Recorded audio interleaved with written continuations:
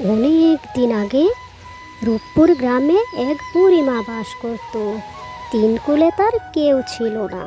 বুড়িমা, ও বুড়িমা, বলি বাড়িতে আছো? কি করছো গো? আর থাকা রে বাবা, একলা মানুষ আছি কোনোভাবে খেয়ে না খেয়ে। তা তোর কি খবর? হ্যাঁ গো বুড়িমা, আমিও বেশ আছি। এদিক দিয়ে তোমার আর আমার কপালটা প্রায় একই রকম। তোমারও তিন কুলে কেউ নেই, আমারও কেউ নেই। তা আজ কাজে যাবে না নাকি? এত বেলা হয়ে গেল, বের হলে না যে, তাই দেখতে এলাম। ভাবলাম অসুস্থ কিনা।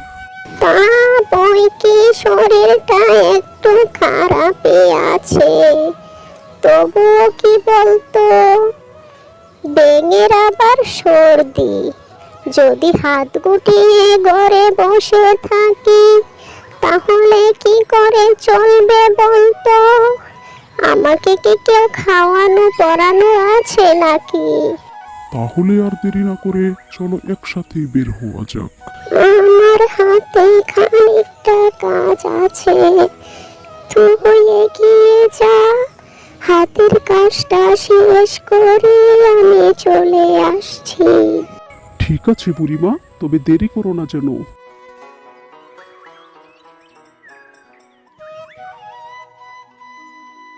আমার মতো দুর্ভাগা কজন হয়?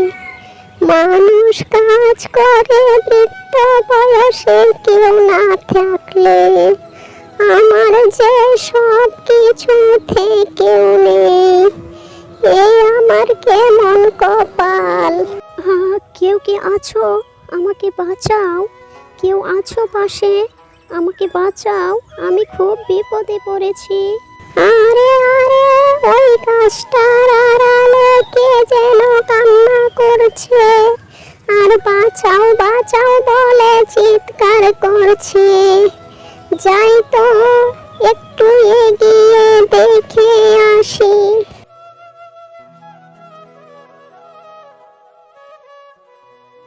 কে তুমি? আরে ভাবে জঙ্গলে পড়ে কাঁদছই বা কেন? কি হয়েছে তোমার?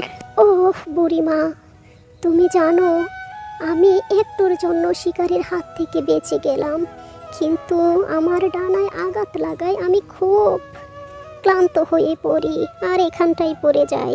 সে কখন থেকে ডাকছি, কিন্তু কেউ আমাকে সাহায্য করতে এগিয়ে এলো না। যেখানে নিজের সন্তানই পর হয়ে যায়, সেখানে অচেনা একটা মানুষকে কে সাহায্য করবে বলো?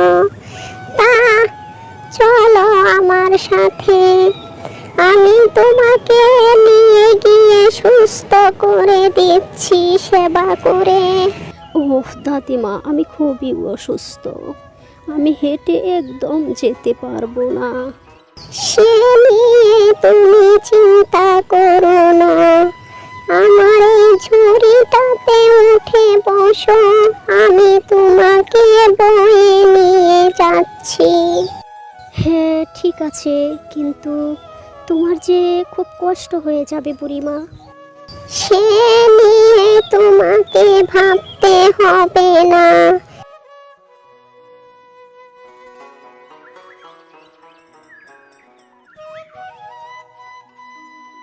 ওহ বুড়িমা, তোমাকে অনেক ধন্যবাদ।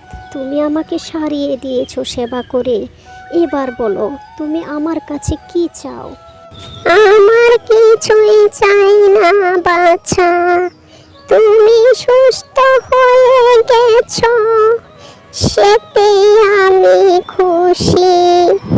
কিন্তু বুড়িমা, এটা বললে তো আর হচ্ছে না, তোমাকে তো কিছু নিতেই হবে। দাঁড়াও, আমি তোমাকে এমন একটা উপহার দিচ্ছি যাতে তোমার খাবারের কোনো চিন্তাই করতে হবে না। এই নাও, এটা হলো জাদুর হাড়ি। তুমি এটা সামনে রেখে যা চাইবে তাই পেয়ে যাবে। তোমার আর কখনো কষ্ট করতে হবে না, সুখে তোমার বাকি দিনগুলো কেটে যাবে।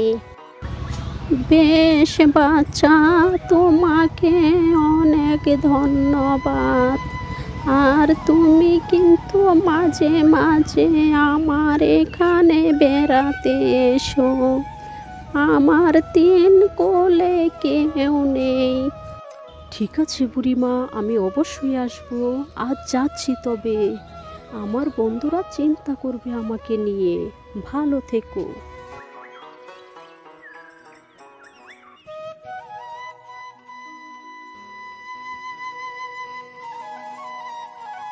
কিন্তু বুড়ির এই সুখটা তার পাশের প্রতিবেশীর কাছে ভালো লাগলো না। এই খবরটা তার ছেলেকে কল দিয়ে জানিয়ে দিল। মা, মা কি ঘরে আছো? আমি ফিরে এসেছি তোমার কাছে। রমেশ, আমার রমেশ, ফিরে এসেছিস? আই বাপদন, কতদিন তোকে দেখি না। বলি, বুড়িমার কথা কি মনে পড়ে না তোর? ও মা, মনে পড়ে বই কি, কিন্তু তোমার ছেলের তো অনেক কাজও আছে। চিন্তা করো না, এখন থেকে মাঝে মাঝে আসবো তোমার কাছে। আরে, মা তো ঘুমিয়ে গেছে। এই সুযোগ ওই হাড়িটা খুঁজে বের করার। এটা খুঁজে রাতে রাতে আমাকে এখান থেকে পালিয়ে যেতে হবে। এই তো, এই পেয়ে গেছি।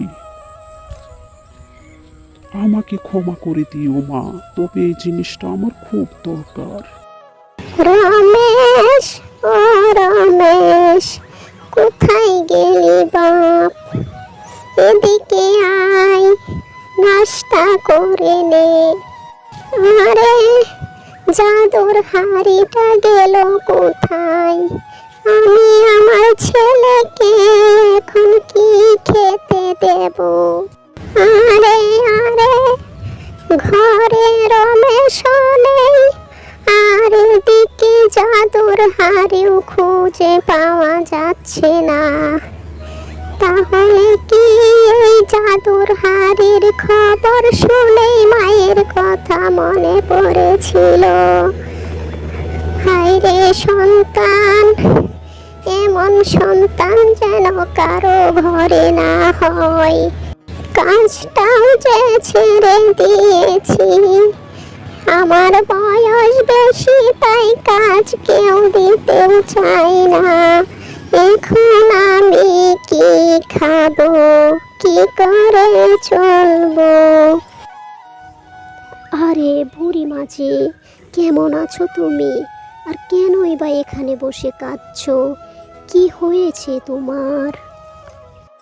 আর বলিস না বাচ্চা, তুই যে জাদুর হাড়িটা দিয়েছিলি, সেটার কথা আমার ছেলে কোনোভাবে জানতে পেরেছে, আর রাতের আধারে সেটা চুরি করে নিয়ে গেছে।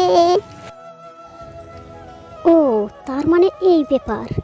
দাঁড়াও, ওকে ওর উপযুক্ত শাস্তি এখনই দিচ্ছি।